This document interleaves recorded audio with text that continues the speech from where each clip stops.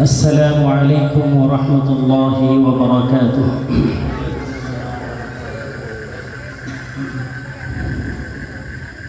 الحمد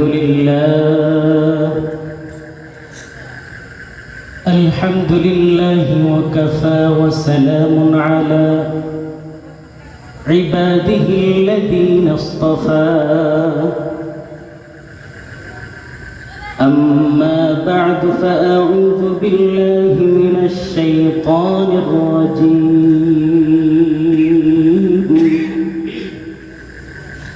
بسم الله الرحمن الرحيم.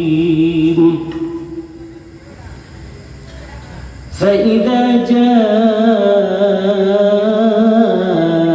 أجلهم لا يستأخرون ساعة ولا يستقدمون. وقال النبي صلى الله عليه وسلم: كما تعيشون تموتون وكما تموتون تبعثون، أو كما قال النبي عليه الصلاة والسلام. شكرا درود شريف পড়ি। اللهم صل على محمد وعلى آل محمد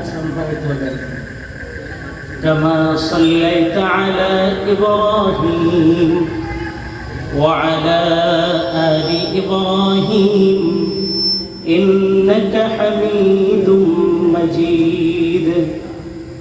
اللهم بارك على محمد وعلى آل محمد كما باركت على إبراهيم وعلى آل إبراهيم إنك حميد مجيد. بلغ العلا بكماله كشف الدجى بجماله حسنت جميع خصاله صلوا عليه وآله. روح حسن مصطفى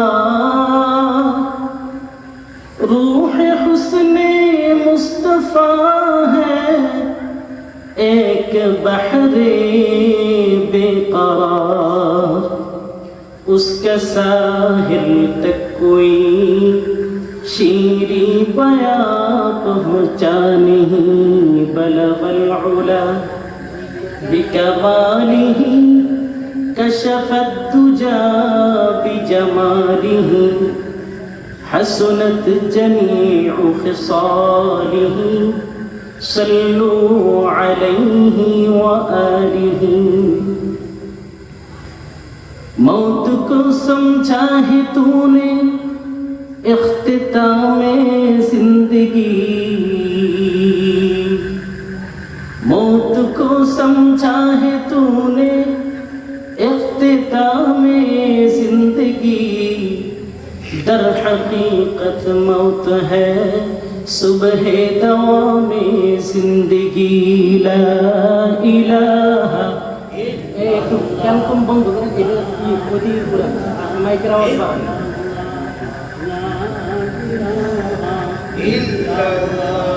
লা ইলাহা ইল্লাল্লাহ লা ইলাহা ইল্লাল্লাহ। কারণ আওয়াজ দেন, আওয়াজ দেন। লা ইলাহা ইল্লাল্লাহ লা ইলাহা ইল্লাল্লাহ لا إله إلا الله لا إله إلا الله لا إله إلا الله لا إله إلا الله.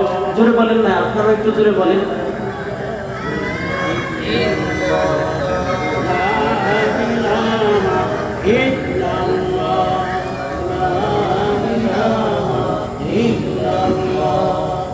لا إله إلا الله لا إله إلا الله لا إله إلا الله لا إله إلا الله لا إله إلا الله لا إله إلا الله لا إله إلا الله لا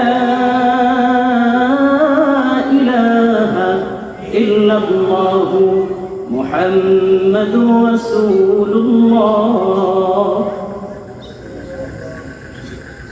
एक दिन আমার নাম হবে লাশ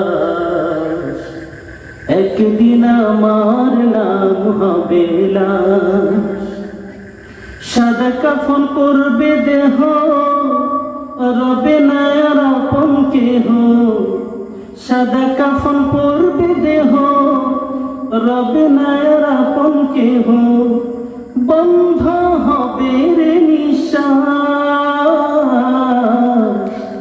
একদিন আমার নাম হবে লাশ একদিন আমার নাম হবে লাশ একদিন আমার নাম হবে লাশ একদিন আমার নাম হবে লাশ মসজিদে এলান হবে একে একে আসবে সবে সকলে আসবে আমায় নিতে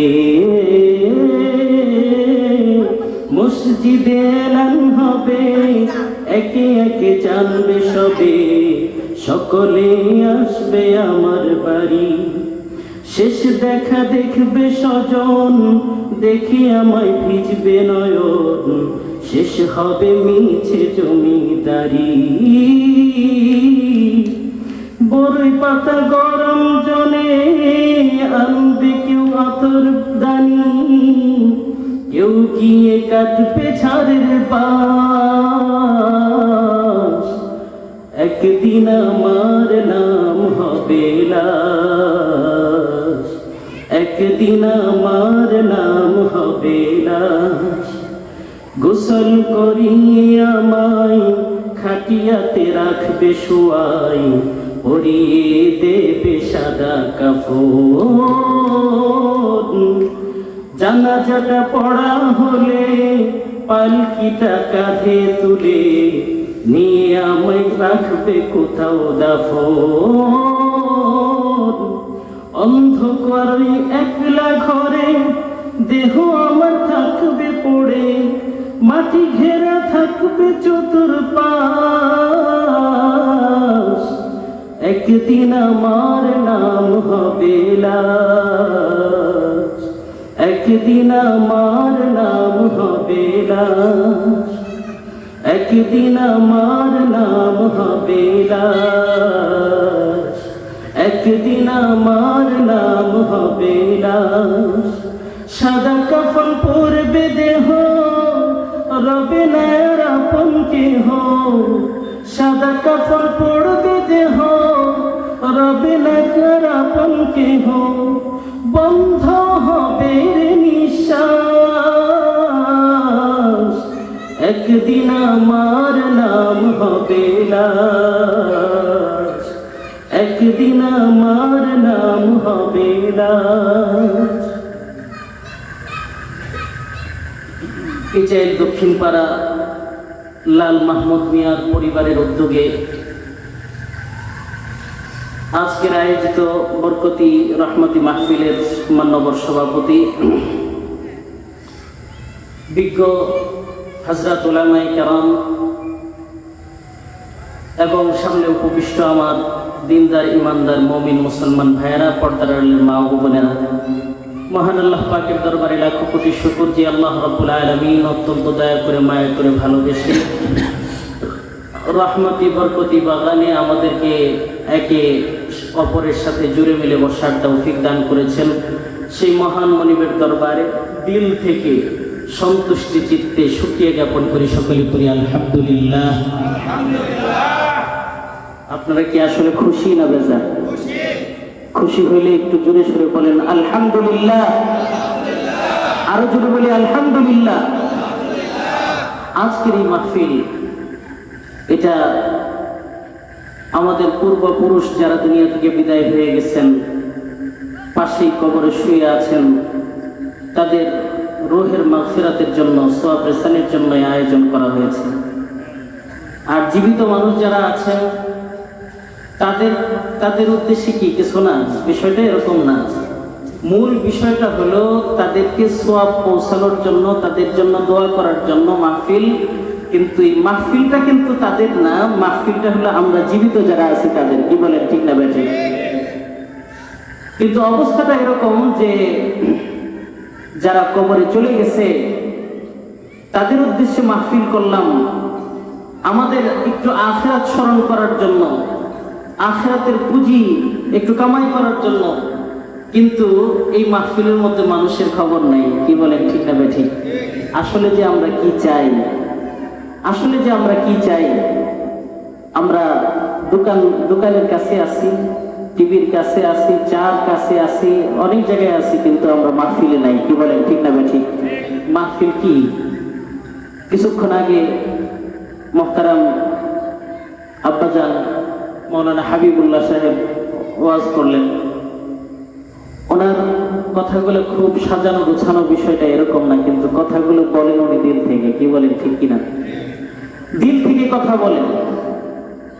আমি ওনার বেশ অনেক বয়ান শুনেছি, তার মধ্যে কিছু কিছু বয়ান এরকম শুনেছি যে বয়ান আমি আর কোনোদিন কারোর কাছ থেকে শুনিনি। সুবহানাল্লাহ। এই জন্য কথাগুলো উনি যে বলেছেন, কথাগুলো হয়তো এরকম সাজানো গোছানো না, কিন্তু কথাগুলো ঠিক না বেঠিক? বলেন, কথাগুলো ঠিক না বেঠিক? মুহতারাম হাজিরিন, যেহেতু মাইয়িতদের উদ্দেশ্যে, দোয়ার উদ্দেশ্যে মাহফিল, আমরা সেই আখিরাতকে স্মরণ করার জন্য, আখিরাতকে স্মরণ করা হয় যে কথার মাধ্যমে, সেই কথাই একটু আপনাদের সামনে আলোচনা করব, আপনারা শুনবেন। এরপরে আসতেছেন আমাদের এই টাঙ্গাইলের গর্ব, সুমিষ্ট ভাষী কোকিল কণ্ঠস্বর হযরতুল আল্লাম হযরত মাওলানা জহিরুল ইসলাম ভুয়াপুরী। সকলে বলেন মারহাবা। উনি আলোচনা করবেন ইনশাআল্লাহ। আপনাদেরকে আপনারা যেমনটি চেয়েছিলেন যে চোখ দিয়ে পানি আসবে, হৃদয় বিগলিত হবে, ইনশাআল্লাহ শেষ পর্যন্ত থাকবো তো আমরা, আলহামদুলিল্লাহ।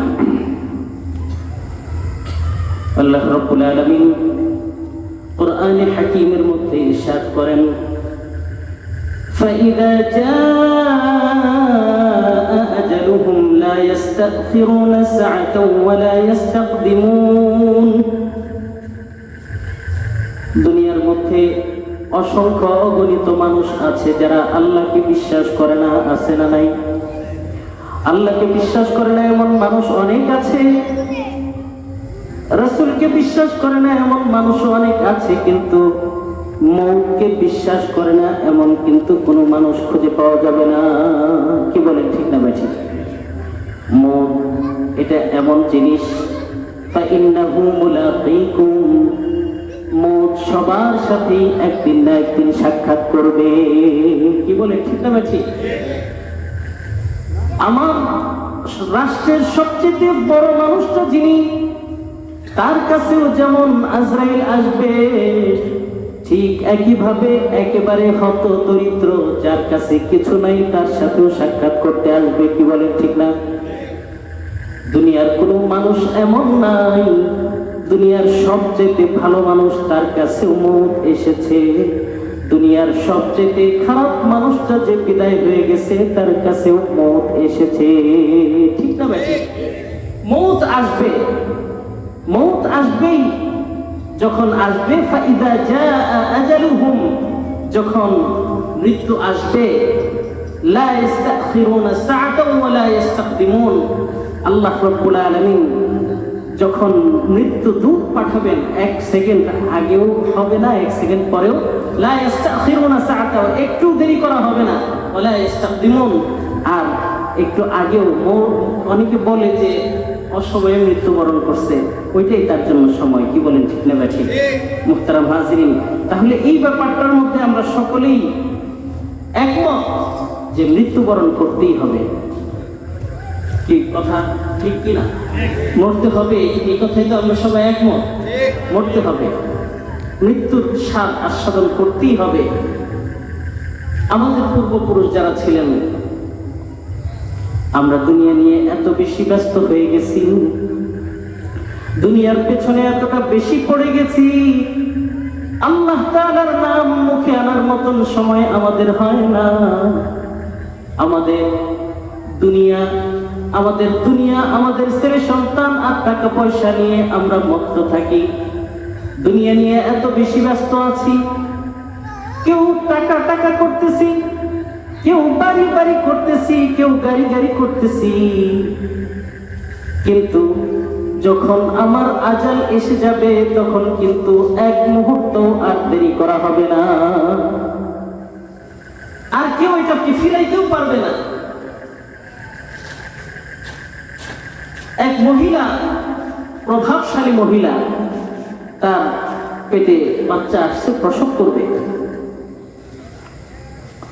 অনেক টাকা পয়সার মালিক। সে তার গোলামকে বলছে, যাও প্রসব বেদনার সময় আগুন, এটা উপকারী হয়, আমার জন্য আগুন নিয়ে আসো।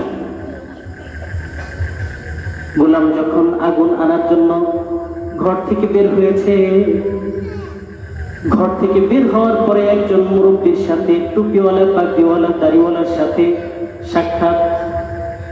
সে বলতেছে, কই যাও? বলে, আমার মনে সন্তান ভূমিষ্ঠ করবে, তার জন্য আগুনের প্রয়োজন, আগুন আনতে যাই। বলে, তুমি যার জন্য আগুন আনতে যাচ্ছ, যে শিশুটা ভূমিষ্ঠ হবে, এই শিশুটা তো এমন যে শিশু বড় হয়ে 100 মানুষের সাথে জিনা করবে, 100 মানুষের চরিত্র নষ্ট করবে। বলে, তাই নাকি? এখন কথাটা এমন মানুষ বলছে, একজন বুজুর্গ আল্লাহওয়ালা নেককার পরহেজগার মানুষ, যেমন এই যে আমার দুই পাশে বসে আছে আপনাদের ইমাম সাহেব, ওনাদের দিকে তাকাইলেই বোঝা যায় ওনারা কি সত্যবাদী, কি বলেন ঠিক কিনা? ওনারা সত্যবাদী, ওনাদের চেহারাই বলে দেয়। তো তাহলে ওই মুরব্বী মানুষটাকে দেখে সে বুঝতে পারছে যে হ্যাঁ, অবশ্যই সে সত্য কথাই বলছে।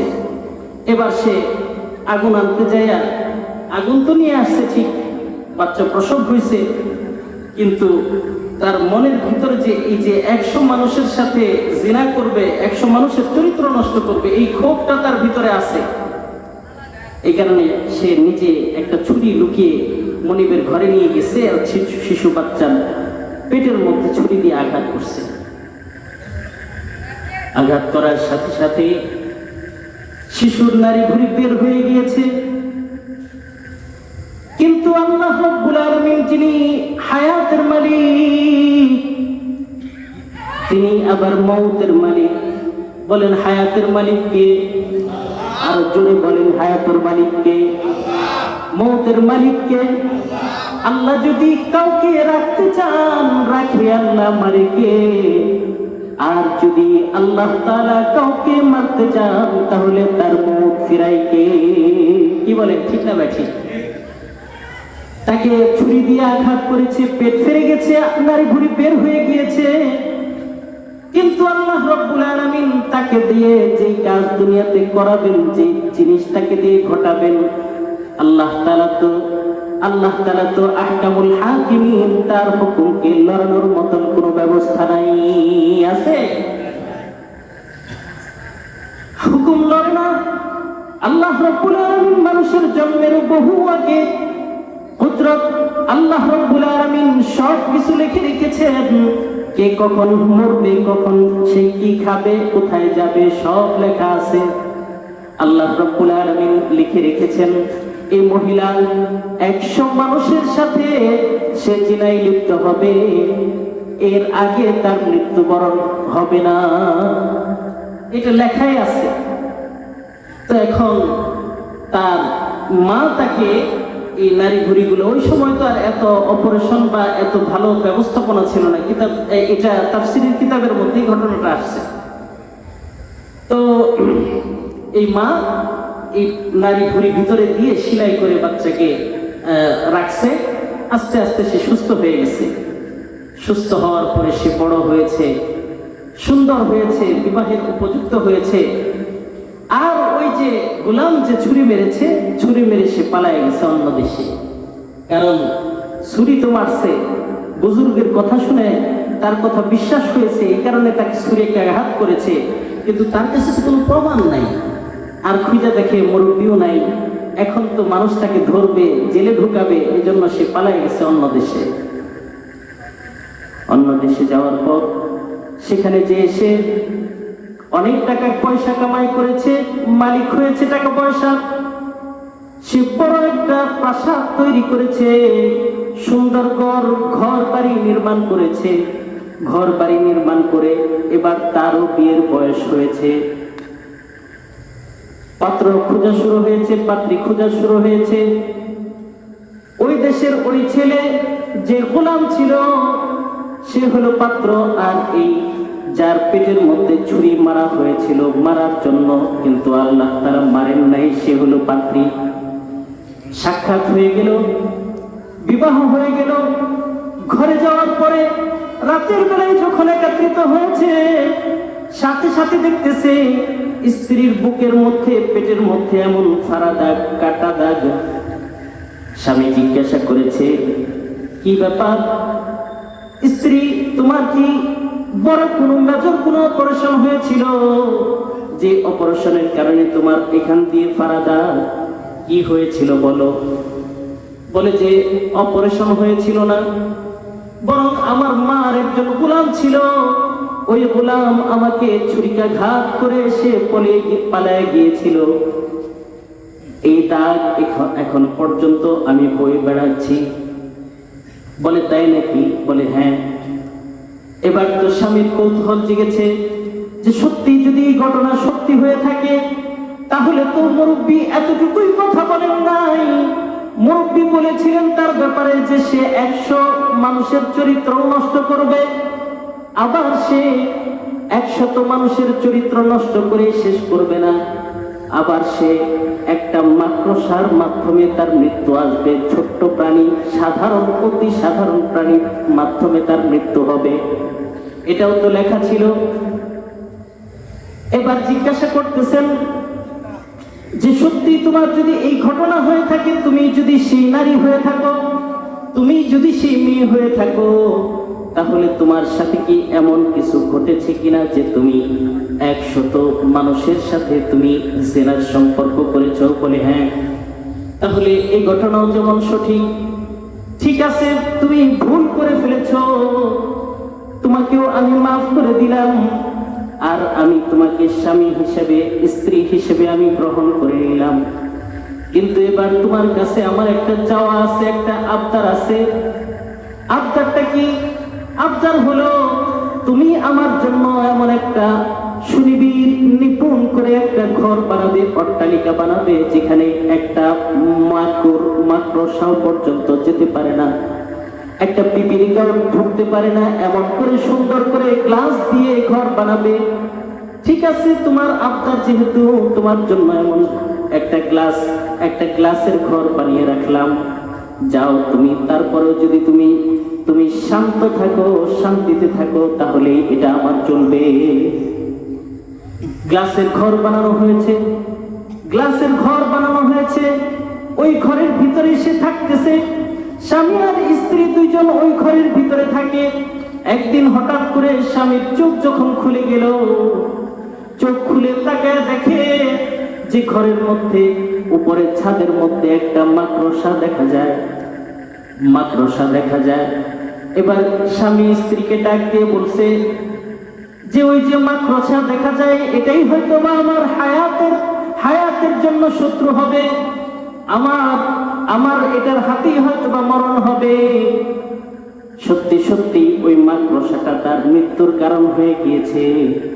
আল্লাহ রাব্বুল আলামিন যখন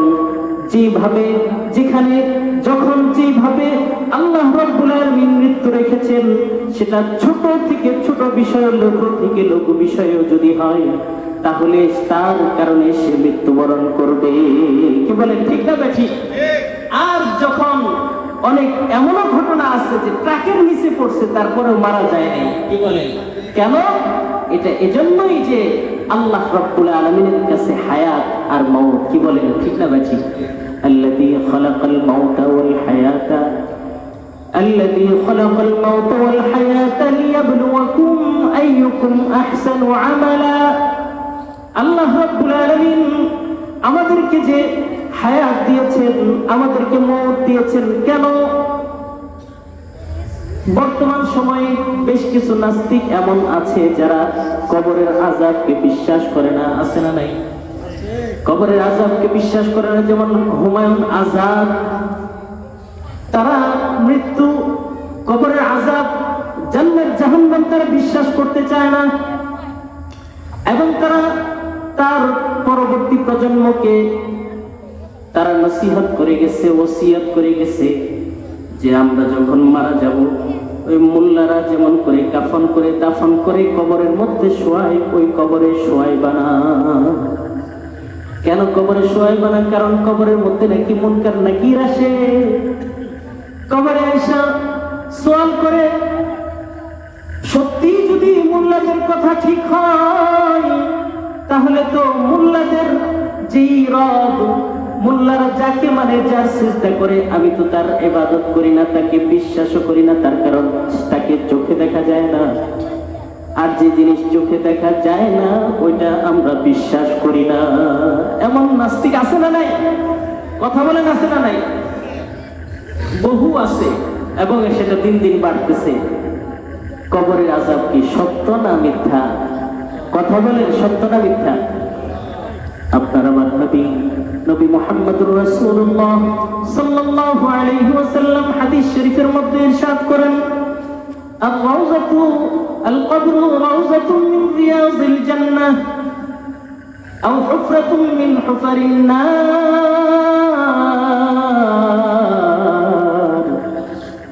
কবর তোমরা যেটা মাটির গর্ত মনে করো, এটা সাধারণ কোনো মাটির গর্ত নয়, বরং এটা হলো কবর এমন ভয়ঙ্কর জায়গা, এটা হয়তোবা জাহান্নামের টুকরাও হতে পারে।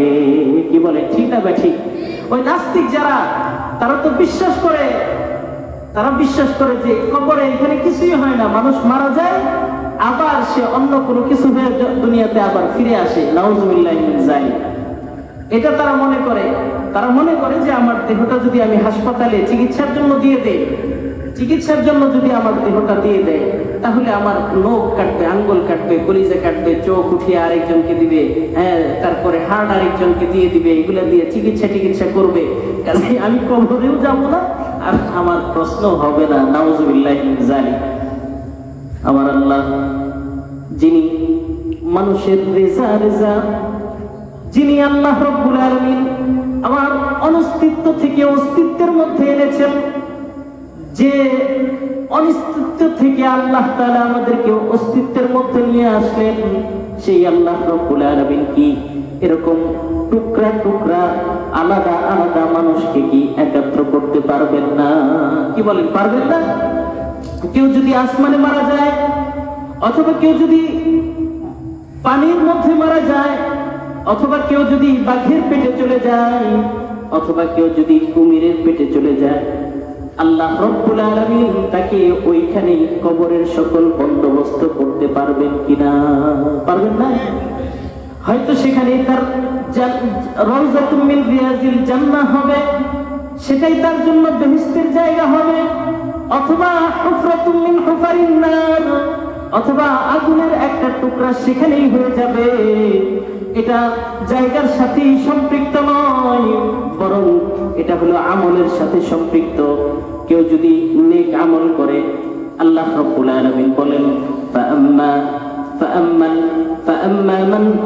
ফাআম্মা মান উতিয়া কিতাবাহু বিয়ামিনিহি, কেউ যদি নেক আমল করে আল্লাহ রাব্বুল আলামিন তার ডান হাতে নেক আমলনামা দিবেন। আল্লাহ রাব্বুল আলামিন যাকে ডান হাতে নেক আমলনামা দিবেন, সে হাসতে হাসতে মানুষকে তার আমলনামার সুসংবাদ শোনাইতে থাকবে, আর সে বলতে থাকবে, হা উকরাউ কিতাবিয়া, এই যে নাও দেখো আমি ফার্স্ট ক্লাস ফার্স্ট হয়েছি, আমি চ্যাম্পিয়ন হয়েছি, আমাকে আল্লাহ রাব্বুল আলামিন এই দুনিয়ার চাইতে 10 গুণ বড় দুনিয়া জান্নাত আল্লাহ রাব্বুল আলামিন আমাকে দিয়েছেন। মানুষকে দেখাবে আর হাসতে থাকবে। আর যদি কেউ এমন হয়ে যায় যে সে জাহান্নাম, ফাউম্মুহু হাবিয়া ওয়া আম্মা মান খাফফাত মাওয়াজিনুহু, আর যদি কারোর ওজনের পাল্লাটা কম হয়ে যায়, হালকা হয়ে যায়, তাহলে আল্লাহ রাব্বুল আলামিন তার জন্য রেখেছেন জাহান্নামের আগুন। জাহান্নামের আগুন এত ভয়ঙ্কর, জাহান্নামের আগুন এত ভয়ঙ্কর। মানুষের দুনিয়াতে আগুন লাগলে আগুন যেই জায়গায় লাগে ওই জায়গা পড়ে, কিন্তু আখিরাতের আগুন ওই এত ভয়ঙ্কর হবে যে আগুনটা শরীরের কোনো স্থানে লাগলেই আগুনটা কলিজা পর্যন্ত ঘোনা হয়ে যাবে। আল্লাহু আকবার! কি ভয়ঙ্কর আগুন হবে। এই কবরের আযাবকে আমরা বিশ্বাস করি?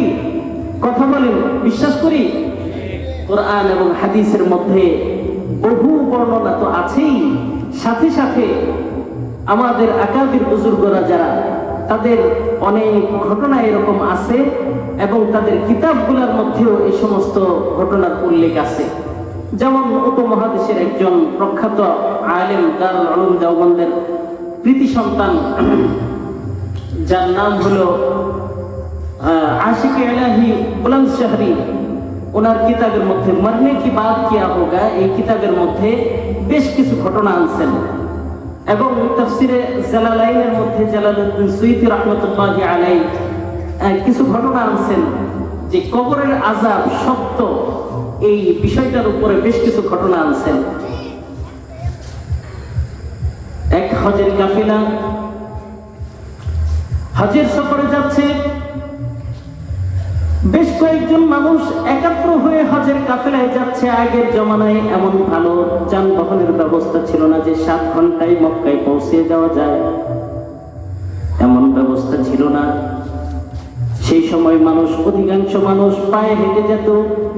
কখনো কখনো টাকা পয়সা বেশি থাকলে তারা প্রাণীর পিঠে ছোঁয়ার হয়ে যেত। এইভাবেই তারা হজের সফর করত। বহুদিন সময় লাগতো। মানুষের কাছ থেকে, আপনজনদের কাছ থেকে চিরবিদায় নিয়ে হজের সফরে যাইত। হজের সফরে রওনা করেছে। প্রতিমধ্যে একজন হাজী কাবা বাইতুল্লাহ যাওয়ার আগেই তার ইন্তিকাল, ওখানে এসে মারা গিয়েছে। কিন্তু হজের সফরের মুসাফির তারা কিভাবে সেখানে তাকে কাফন দাফন করবে? মরুভূমির মধ্যে বহুত দূর লোকালয়ে এক বাড়িতে যে তাদের কাছ থেকে একটা কোদাল নিয়ে আসছে কবর খোঁড়ার জন্য।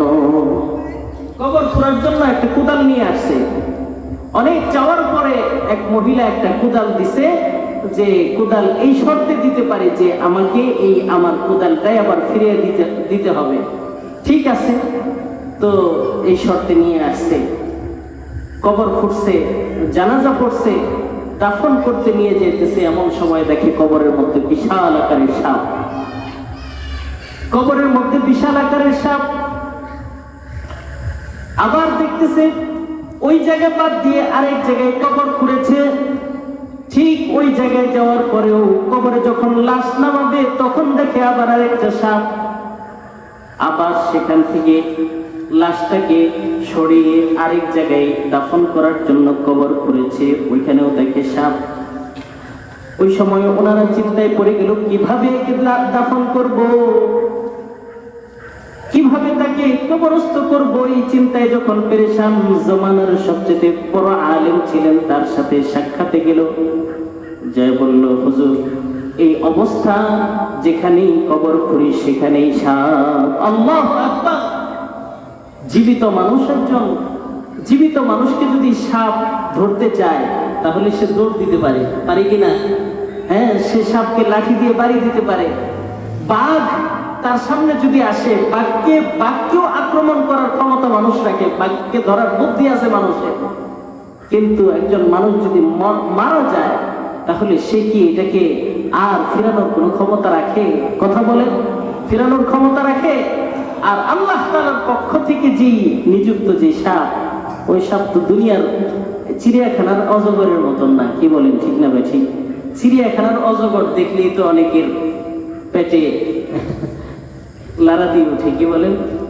হ্যাঁ, তাহলে যেই অজগর সাপ আল্লাহ রাব্বুল আলামিন কবরের মধ্যে নিযুক্ত করে রাখছেন, ওই সাপের অবস্থা কি হবে? হাদিসের মধ্যে আসছে, ওই সাপের একটা শ্বাস, একটা নিঃশ্বাস যদি জমিনের মধ্যে ফেলতো, তাহলে এই জমিনের সকল তরুণতা পুড়ে ছাই হয়ে যেত, জমিনে আর বসবাস করার উপযুক্ততা থাকতো না। সুবহানাল্লাহ, আল্লাহু আকবার। আল্লাহ তাআলা আমাদেরকে হেফাজত করেন।